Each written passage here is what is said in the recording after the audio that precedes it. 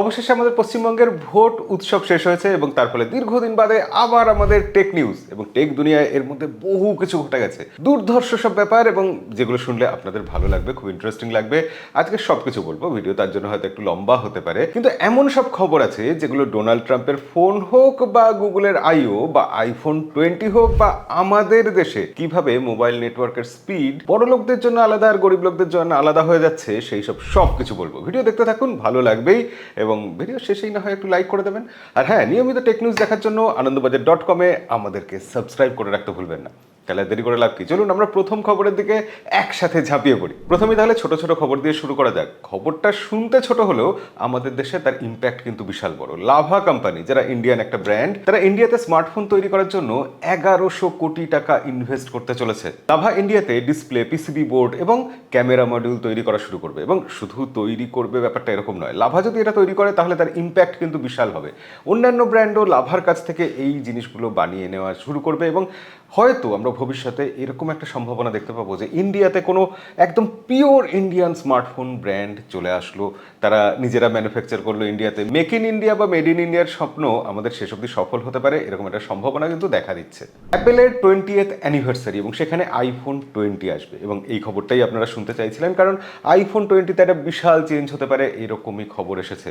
জানা যাচ্ছে আইফোনের ডিসপ্লে সেটা নাকি কার্ভ ডিসপ্লে হবে। ভাবুন একবার, যে অ্যাপেলকে দেখে চিরকাল সবাই ফ্ল্যাট ডিসপ্লে ফোন বানাচ্ছিল, অ্যান্ড্রয়েড কোম্পানিগুলো এবার কি করবে? তারা কি আবার কার্ভ ডিসপ্লেতে ফিরে যাবে?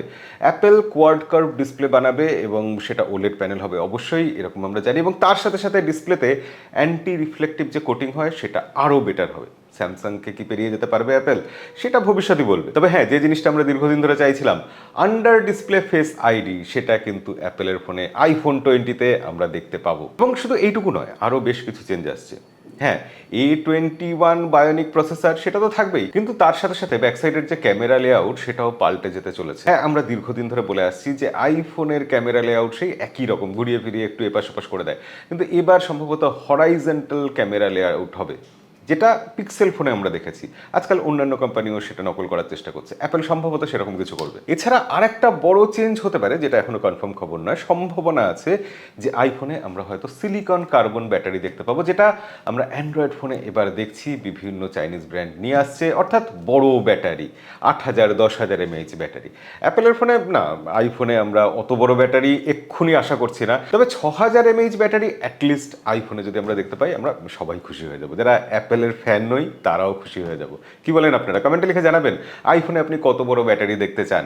পরের খবর বিখ্যাত ইউটিউবার মিস্টার হুজ দ্য বসকে নিয়ে। অরুণ মাইনি তিনি একটা ভিডিও আনতে চলেছেন। তিনি টুইটারে টুইট করে জানিয়েছেন যে তিনি রিসার্চ করছেন এবং এর আগেও তার বিভিন্ন টুইট থেকে বা বিভিন্ন খবর থেকে আমি জানি যে জ্ঞান থেরাপি, টেক বার, টেক ওয়াইজার, এইসব যে চ্যানেলগুলো আছে যাদের ভিডিও টেক ডাউন করানো হয়েছিল, হ্যাঁ, আদালতের অর্ডার নিয়ে তাদের ভিডিও টেক ডাউন করানো হয়েছিল, কারণ তারা এআই প্লাস স্মার্টফোনের কিছু সমালোচনা করেছিল, কিছু নেগেটিভ দিক তুলে ধরেছিল এবং বলেছিল যে এটা পিওর ইন্ডিয়ান স্মার্টফোন ব্র্যান্ড নয়। এবং তার ফলে যে আইনি জটিলতা তৈরি হয়েছে, সেই সব রিসার্চের পার্ট হিসেবে অরুণ মাইনি, মিস্টার হুজ দ্য বস, তিনি ইন্ডিয়ান এইসব টেক ইউটিউবারদের সাথে যোগাযোগ করেছেন এবং শেষ অবধি তিনি জানিয়েছেন এআই প্লাস স্মার্টফোনের তিনি একটা ভিডিও করতে চলেছেন।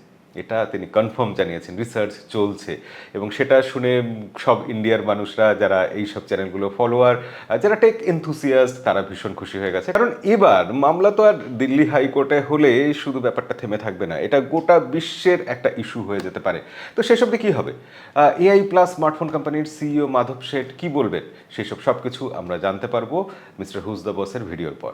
পরের খবর, মোবাইল ডেটার স্পিড নিয়েও কোথাও গিয়ে একটু বৈষম্য হচ্ছে, অন্তত হচ্ছে বলে একটা সম্ভাবনা দেখা দিচ্ছে। ব্যাপারটা এরকম যে এয়ারটেল তাদের প্রায়োরিটি পোস্টপেড বলে একটা প্ল্যান লঞ্চ করেছে এবং সেখানে দেখা যাচ্ছে যারা ওই পোস্টপেড প্ল্যানটা নেবে তারা 5G বা বিভিন্ন ডেটার স্পিড বেশি পাবে, তাদের জন্য একটা প্রায়োরিটি সার্ভিস দেওয়া হবে।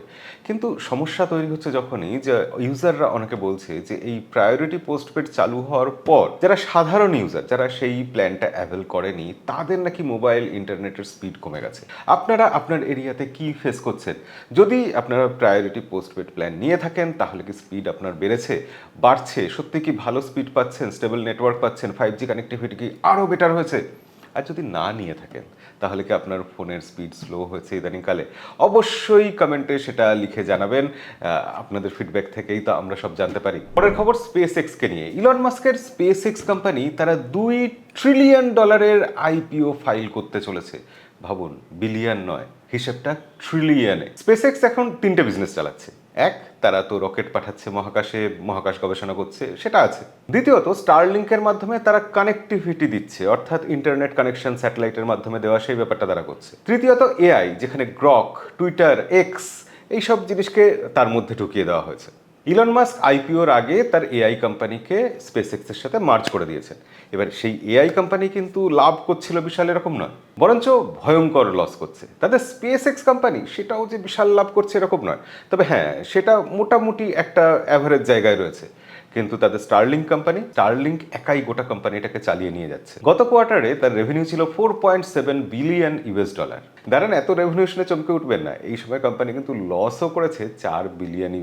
তাহলে স্পেসএক্স কোম্পানির ভ্যালুয়েশন কত হতে পারে? 50 বিলিয়ন, 100 বিলিয়ন, 200 বিলিয়ন আজকের বাজারে যখন আইপিও এত বড় বড় সব ভ্যালুয়েশন হাঁকাচ্ছে। কিন্তু স্পেসএক্স ওইসবে যাচ্ছে না, তারা ভবিষ্যতের গল্প বলছে। তারা বলছে তারা ভবিষ্যতে $28 বিলিয়ন মার্কেট নিতে পারে, ব্যবসা করতে পারে, যেটা প্রায় ইউএস এর জিডিপির সমান। আর সেই ফিউচারের কথা বলে স্পেসএক্স কোম্পানি আইপিও বার করছে $2 ট্রিলিয়ন। ভাবুন, এলন মাস্কের বিজনেস আইডিয়া, তার ব্রেন, হ্যাঁ, পৃথিবীতে এখনো অব্দি কেউ পাল্লা দিতে পারছে না, তাই তিনি পৃথিবীর সব থেকে ধনী মানুষ। এবার একটা মজাদার খবর বলি। চীনে একটা শপিং মলে হেয়ার কাট করার জন্য রোবট বারবার পাওয়া যাচ্ছে।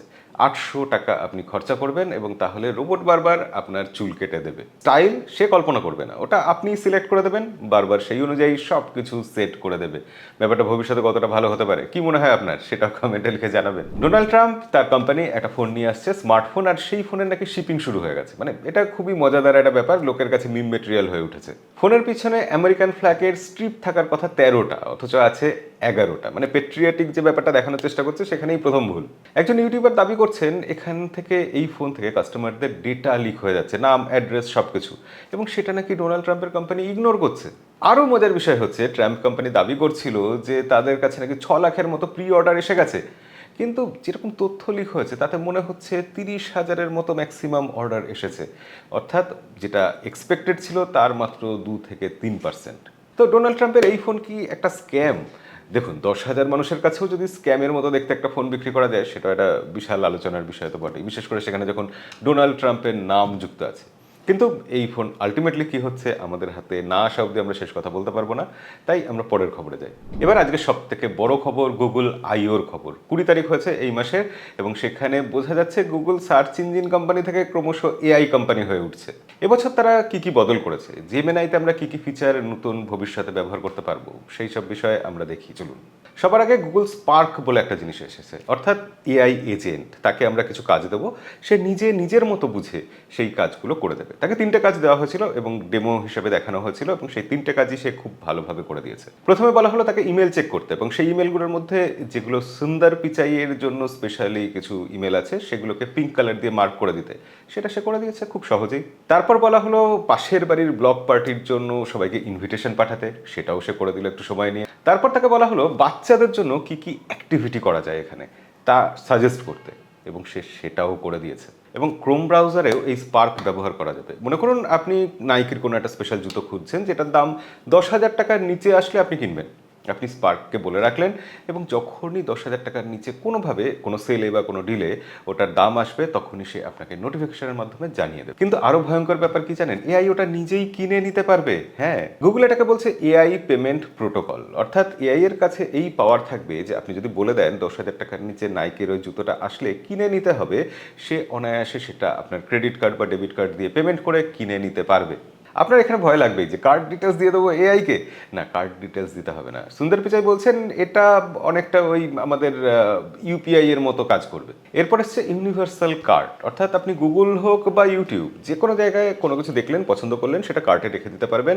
দাম বলে দিতে পারবেন যে আমি এত দামে আসলে এটাকে কিনবো, তো সেই কম দামে যখন জিনিসটা পাওয়া যাবে তখন সেটা এআই সেখান থেকে কিনে নিতে পারবে, সব কিছু করে নিতে পারবে। এবং শুধু তাই নয়, যদি আপনি একটা পিসি বিল্ড করার জন্য এরকম কেনাকাটা করতে থাকেন, কোনো কিছু ভুল কিনছেন, আপনার মাদারবোর্ডের সাথে আপনি যে সিপিইউটা চুজ করেছেন সেটা হয়তো কম্প্যাটেবল নয়।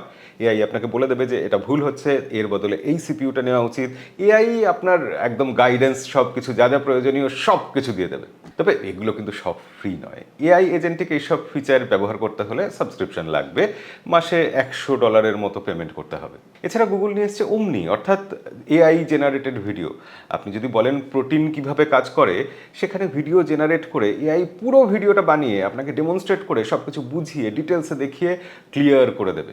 গুগল সার্চে এআই এর জন্য বিশাল পরিবর্তন আসছে। অর্থাৎ আমরা এতকাল কি করতাম, সার্চ ইঞ্জিনে কোনো কিছু লিখে সার্চ করতাম, এবার সেটা না, কোনো কিছু আপলোড করা যাবে। আপনি কোনো ডকুমেন্ট, কোনো ছবি, কোনো কিছু আপলোড করে দেবেন, এআই সেটা সার্চ করে তার সব ডিটেলস আপনাকে জানিয়ে দেবে। আগে টেক্সটে উত্তর দিত, এখন সার্চ ইঞ্জিনের যে উত্তর সেটা ভিডিও হতে পারে, অডিও হতে পারে, বা কোনো ছবিও হতে পারে। গুগল গত 25 বছরের মধ্যে এটা সব থেকে বড় আপডেট নিয়ে এসছে গুগল ক্রোমে, এটা গুগল নিজেই বলছে। এবার গুগল অ্যান্ড্রয়েড এক্সআর নিয়েও কথা বলেছে, অর্থাৎ তারা এবার মেটার সাথে কম্পিট করতে নামতে চলেছে, অ্যাপেলের সাথে কম্পিট করতে নামতে চলেছে স্মার্ট গ্লাস নিয়ে। এবং গুগল প্রথমেই সম্ভবত নিজে এটা সরাসরি করবে না, স্যামসাং তাদের প্রথম স্মার্ট গ্লাস নিয়ে আসবে। তবে এখানে কোনো ডিসপ্লে থাকবে না, ভয়েস দিয়েই সব কাজ হবে।